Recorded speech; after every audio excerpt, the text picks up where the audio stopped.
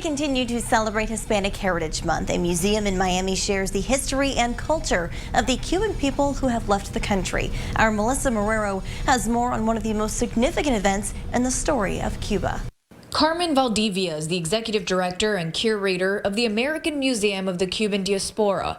Valdivia dedicates her life to sharing stories of Cuban exiles. The one she's telling students here is about Operation Pedro Pan, the largest recorded exodus of unaccompanied children from Cuba. She was one of them. It was always that, when you went to bed at night, that you cried because you didn't know if they were alive or if they were dead.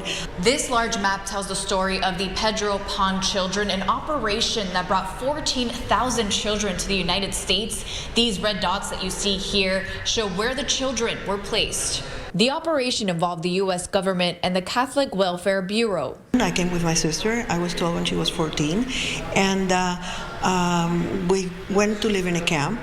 And it took 3 years for us to get together with our parents. About half of the children who arrived reunited with relatives or friends.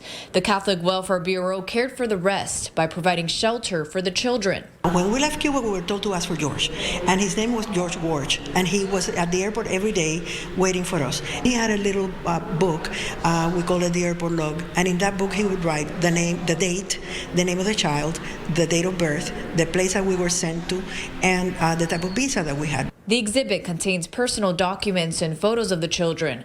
Among them are Mike Bezos, father of Jeff Bezos, former Senator Mel Martinez, and resident Juan M. Gonzalez. My brother and I left May 27th, 1962.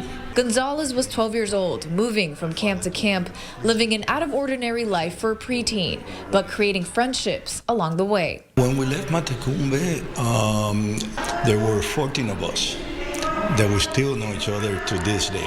They've become my brothers. Gonzalez recognizes the vital role of his parents in ensuring his and his brother's safety and freedom. We're very thankful that our parents were courageous enough to make a decision like they did.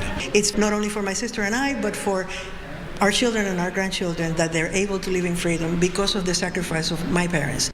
Melissa Marrero, Florida 24 Network.